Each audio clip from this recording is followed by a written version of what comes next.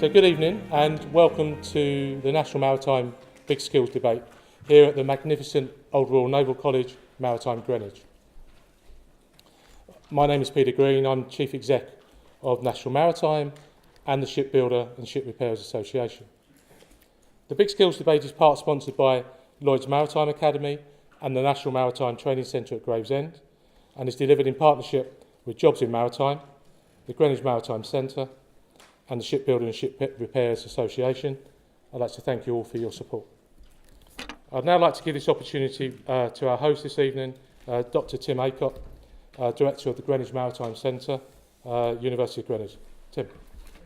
Thanks very much. The Greenwich Maritime Centre was launched in March 2016, so we're a relatively young centre. It was set up in the University of Greenwich to be a cross-faculty centre that really tries to capture all the expertise from across the university, whether it be engineering, social science, maths, business, etc., and think about how that relates to maritime issues. So consequently, this big skills debate is incredibly relevant to the university and to the Greenwich Maritime Centre in particular. This evening's debate aims to challenge, consider and explore how maritime training can best support business needs. Chaired by Andrew, we'll take 6 questions. So the format this evening is 6 questions from the audience. Ladies and gentlemen, may I introduce Andrew Bell? Okay, thank you. And I think we'll get straight into it, if that's all right. So we can start getting on with the purpose of why we're here, and that's to look at many of the issues that you obviously have invested so heavily in, that the panel obviously want to contribute to as well. So I think we have a question from Nick Harvey from Seafarers UK. Nick, shall I repeat that for the camera? That is, how do you define the maritime sector and what are the range of skills and educational needs within that sector? So maybe if we start, first of all, Ewan, I'm going to come to you, and if you'd like to contribute to that. Certainly we've had a look, before coming to this debate at various definitions. So we've got the Institute of Marine Engineering, Science and Technology, long list of activity, which goes from, as you say, marine engineering, marine architecture, through to diving, but does also include the marine leisure industry as well. Well, I would define the maritime as everything man-made, as opposed to marine, which is we would view as sort of nature and the general environment. And again, in our definition, we would have a very, very broad definition in the sense of it's everything above, on and underneath water. And in terms of the activities, clearly the naval sector is a subsector of maritime, and it's a very unique sector in the sense of it is generally high hazard, complex assets that require self-regulation and asset ownership. And with that comes a breadth of skills over the entire life cycle of an engineering product. And it can be everything from marketing skills all the way through to nuclear science and engineering. One of the problems in Europe is no one wants to work in ports anymore.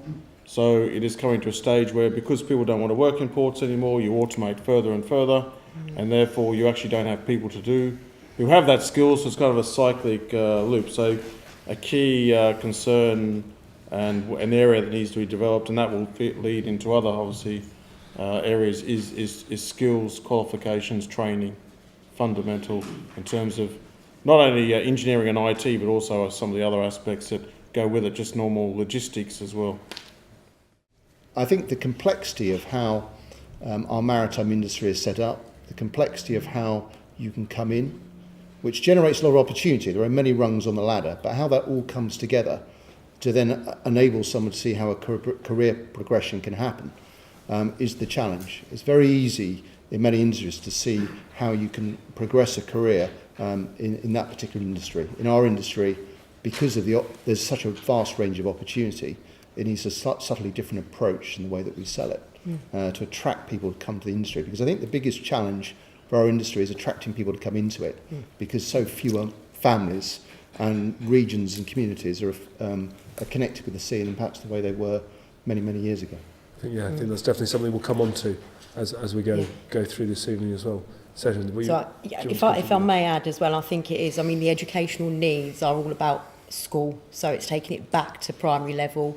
It's engagement with schools, it's early interventions, it's actually an understanding for the maritime sector from a young age as well. I think that's what we lack in schools, and education for the sector, I think is key. So if you look at all the different types of sectors, nuclear, aerospace, transport, the naval sector was the least popular in terms of mid-career movement from one sector into the naval sector. Tackling that are things like transition courses for people, but also we'll be launching next year some, largely for women, but return to work programs because we've lost a lot of skills and diversity. The other two areas that we've been investigating are things like upskilling, so moving from people that may have a real good grounding in mechanical engineering, but largely because ships are electrically powered now, we need more electrical skills. So how can you take, in a shorter period of time, a good mechanical engineer and give them a few modules which would allow them to practice in sort of electrical propulsion, for example. And that's been a particular gap that we've been looking at. And the other one is just basic updating, which is, we used to do a lot in the sector, particularly in defence, of mid-career updates, because the intelligent part of any workforce is generally the middle management, who are people who are young enough to understand the new technology, but experienced enough not to make poor judgments. And again, we've dropped off in the last few decades a lot of that mid-career updates, and that is coming back in a big way. And in particular, I think because people in the future are going to be working for 40, 50 years before they retire, there is an issue about how do you refresh, how do you sustain passion. And so those are the sort of three sectors, that sort of three issues that the naval sector have been struggling with. I think maybe the direction where we're headed here leads into the next question. So that's the barriers and opportunities for growing employment within the maritime sector, and then the significant differences in the needs of all the various employers. I think we've got a lot of employers represented here, and there'll be some very different needs. So maybe James, if you could start us off, that'd be great. A barrier for us is the length of time it takes to train a new boatmaster to operate on these waters with all the various endorsements that they need.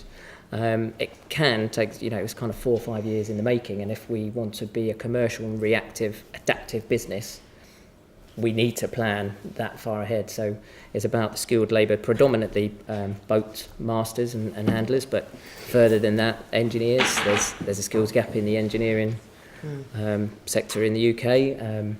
So what we try and do with that is train and grow our own. So they don't tend to exist. If we need to recruit somebody, you can't. It's really difficult to buy in the level of skill and qualification that you need when you need it. They don't exist. So what we've done is try to adapt to grow your own policy. So we're using internal succession, using apprentices, planning 5 years, up to 5 years out to say when we're going to need this injection of skilled labour, and ring-fence the investment in that, because you take people on and onboard them today, you might not be using them operationally for years to come. So we've made a decision, and it's not always an easy one because it can be quite a big number, but we've made a decision to ring-fence that investment for the future-proofing and growth of the business. One of the challenges we face is that other industries, to be pretty blunt, are poaching staff from, so I can imagine yourself, you train all these people up and other people go along and offer lots of cash, which is not something we can afford, and they can offer something more attractive, and the maritime industry still for some people is not seen as sexy enough to work in. So people are more prepared to go work in a nice robotic warehouse somewhere that gives you products the next day when you order online, or something like that. That is a challenge, is once you invest a lot of money in training these people, they can disappear quite quickly. So retention is very hard, and we have lots of schemes in place now, particularly and what was touched on, electrical engineers are very precious these days with all the automation, PLCs and all the way it's gone. You know, the engineering has moved from all greasing and all sorts of stuff to more electronic and electrical aspects, and that is a very significant shortage in the industry, and retaining them is quite difficult. But I think because of the diverse range of skills that are involved in the maritime sector that create the jobs, I mean, I've made some notes here, but I guess I echo everything that the panel says, because it is a lack of skilled workforce. It's a lack of education for the sector from a young age, from school age again. So we're coming back to that early engagement and intervention, which, if it doesn't exist on the curriculum, it has a knock-on effect for employers in the future. So it's something that does need to be considered. Technology has a lot to play with it as well. We are in demand of a more highly skilled workforce today. And all of the above are common hurdles that I face on a daily basis as an agency as well. So it's so diverse. It's the staggered pay rates, it's the lack of investment, it's the wanting to deliver things there and then. So they need skilled people. They can't afford to take the time out to train people.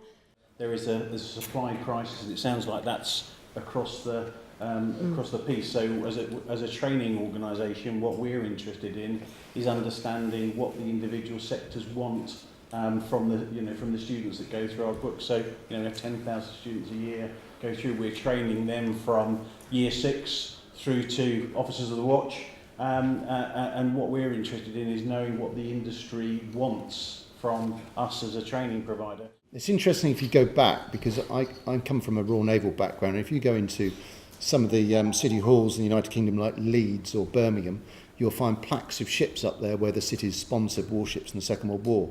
And whilst they may be as far from the sea as you can get in England or the UK, they still have a connection with the maritime, but that just needs to be re-engaged, and that is something, I think, from a government intervention point of view, that something can be done to remind us that we're a maritime nation. I think in the maritime industry we talk about it a lot, but I wonder if people outside the maritime industry, A, are interested, and B, whether that connection is made as strong as it could be. And I totally agree that primary schools and that level is the place that needs to be aimed at. But I think the second point, really, Andrew, the opportunities that you describe, I think we've got to actually take a little bit of balance here. For my area where I work principally at the moment is in seafarers, and that is people that essentially are getting a degree without a debt. And if you were to say that to a doctor who's, let's take a GP, their training period would probably be about the same as a relatively senior officer, chief officer in the Merchant Navy. The fact that education is free and theirs is not, they may have a gripe with. So I think the notion that there aren't great opportunities out there is perhaps wrong. I think the challenge is the complexity of it. And I think sometimes we've jumped, a lot of the maritime colleges in the UK have jumped quite rightly because of funding issues onto the bandwagon of let's get more academic. And parents want to see their children aspiring towards degrees. That's very true.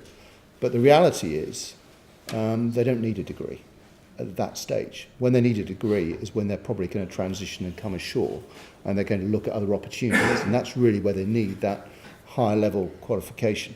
Actually getting to sea, there is an academic component to it, and I wouldn't for a moment suggest there isn't. From an engineering perspective or a deck officer or an electrical perspective, there is a significant academic input.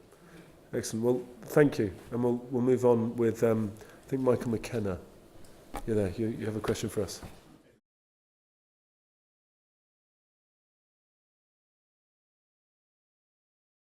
There's a quite widely publicised engineering campaign running. 9% is not enough in terms of gender diversity, and we don't have a centralised body to measure that. You know, I will base ourselves on our own demographics and want to do better for the business. But as an industry, we don't have any kind of centralised body to measure any of that, so we don't know how bad the problem is and what we want to do about it. And also, as projects have got bigger and they now take longer, many decades, I mean, the aircraft carrier has been going as a project for 17 years already. So again, very few people have a full understanding of the whole life cycle of an engineering product. So one way that the UK Nest is trying to address that is looking at secondments. So a number of our companies are now allowing people to move, young engineers to move around. It gives them a professional network as but it gets them to understand the broader enterprise and the skills and the life cycle across the piece, and we're viewing that currently as a big success. Do we think that current funding meets the needs of those in the sector? And probably more importantly, do we think that it's fairly and evenly distributed? I think similar to James, we've had to basically fund as an employer our own training programs. So there is no help from industry-wide to train our people. So we've taken a similar approach. If we don't put the money in ourselves and train our own people, then the business will suffer.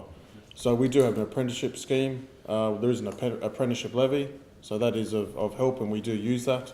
But I think a lot more could be done industry-wide as well. But employers, and we don't have any particular issue with that, are having to fund it themselves to make sure your business is secured. I think we are sort of a niche player in this because we're the transition often in terms of HE. If we're not doing marine engineering, which is one end, often we're taking people. But unless you get sponsorship, and we take people from across the globe, they're usually, it's the government, central government that says you need promotion within your maritime organisation. We will fund you for 1 year and you get promotion on the back of that. I can't remember the last time we had somebody from this country, I think it's 9 years ago, who was funded centrally. That's not, and that's just the way it is. I mean, we've had people from Japan, Singapore, Ghana, Nigeria, and so I think it's 10 years since we've had somebody from UK who's going on that sort of track. Now, that might be because they don't like our programme, but it's also, I think, because they would have to fund it themselves. I hear from people on a daily basis wanting to get into the sector. Is there any funding available? How do I do my STCW course? I'm trying to enter the sector. It needs working on.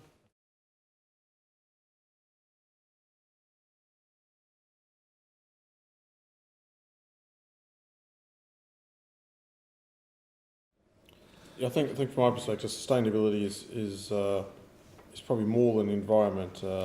Obviously, environment is key, but for sustainability for our business is working with the local community, working with the people who are the future of people who are primary schools, training up their skills, working with them. So I think we should all be spending more time with the local communities, local schools, etc., getting them interested and getting them testing their skills or improving their skills, and where the foresight is potentially what opportunities exist for them.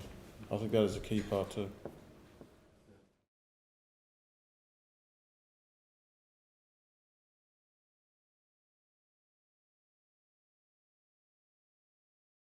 Oh, that's a good question. I think one of the things is to have events like this, but actually not just the panel thing, but actually talking. I know that sounds very easy, but actually saying, well, my colleague just said, saying to people, which we are trying to do, not this is what we can do, what do you want, what do you need, and how can we make it relevant, given that we have cycles within academia, which we have our own little world that we dance around in, but how can we be nimble enough within the regs to keep relevant so that you get those skills back in, and does that cost? Yes, eventually somebody's going to have to pay for it, but the actual conversation doesn't. And actually, if you start to make those links, other people start to look more favourably. If you're talking just another academic institution, they just think, well, that's university talking. If it's talking to industry, that tends to bring much more resonance in Whitehall and other places where you might get funding than if you're just talking one academic institution to another. So actually, it's having those initial conversations and actually asking the question. Not here we have, what do you need, can we deliver that, and where do you want it delivered? That's the other thing, because usually these are great buildings, but actually it might be better to come and train your staff on site. 10 years ago, there were a lot of international maritime organisations in London, and 10 years ago they were pretty much sitting in their silos, not collaborating in terms of what they do. I think we're in a far better place now than we were 10 years ago.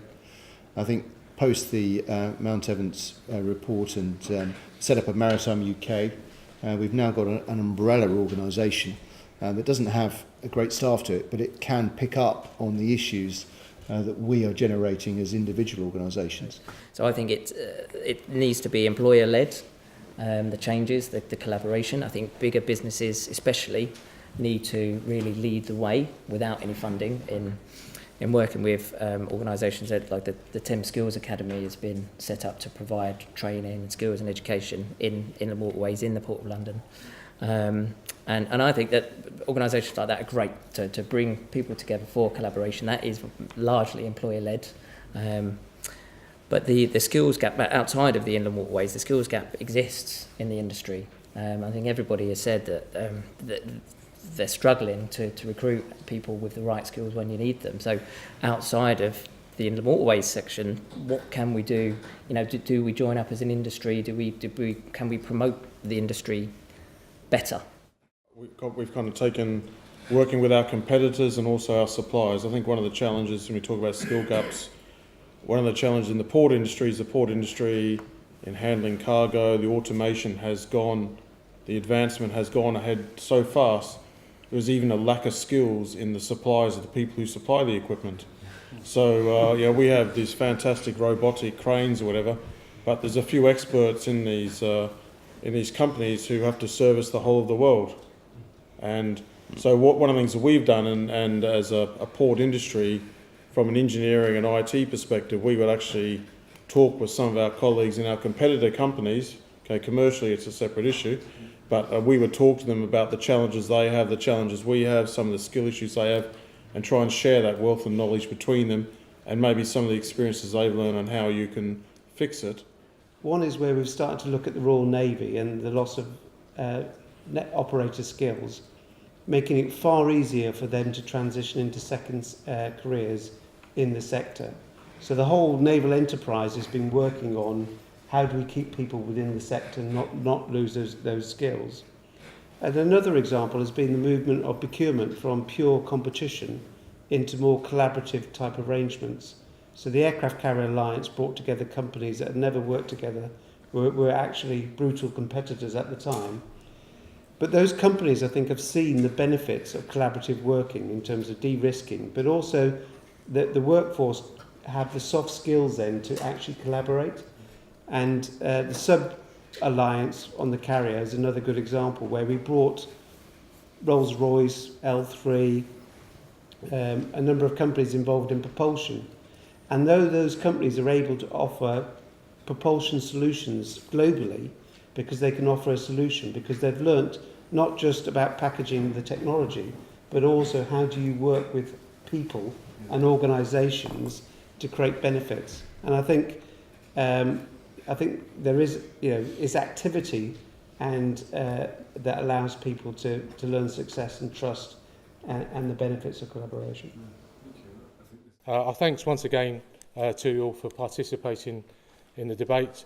Thanks to our sponsors, Lloyds Maritime Academy, for the registration, and for the National Maritime Training Centre at Gravesend, who will be sponsoring our drinks reception right now, and of course our host, the Greenwich Maritime Centre. Tim, thank you. I now invite you all to join us for drinks, sponsored by National Maritime Training Centre. Thank you. Thank you. I think an event like this, specifically getting the whole industry together, and we had a large audience of 60 members, I think showing that we can collaborate, that there's a collegiality, that it's not poaching people from one sector to another, but actually to move the industry forward, to raise its profile, to increase funding, increase recruitment. This is essential. So this is these kind of events where there's a really good conversation going on between industry and academia is really important to us. Hence, we were very pleased to help support National Maritime in developing this event. Yeah, so it's talking about skills and the skills that are needed for now, the skills that are needed in the future, sustainability and growing those skills. So we're talking about collaboration of how these employers and industry can work together to help promote the industry and the skills that are needed. Well, I think one of the messages tonight was collaboration. It's terribly important that we talk. I think one of the problems in the marine industry, maritime industry, in the past has been we've been rather siloed in the specific organisations we've got. So more of these opportunities to discuss things, and more times we have to actually confer and agree on things that would help the industry move forward. Collaboration is very important in our industry, I think looking at all the publications, looking at things like the Maritime Growth Study, the recommendations that have come out of that, we are all singing off the same hymn sheet, but it's about delivering those recommendations. When we get together, we see opportunities, we see new ideas around where we can collaborate, we get inspiration. Certainly I've been inspired by many of the other speakers today. Key takeaway for tonight for me, and what the message is, that in the new generation of container ports, there is a lot of automation, a lot of engineering, IT skills which are not in the market at the moment, and we need to develop those skills to enable businesses such as myself to succeed.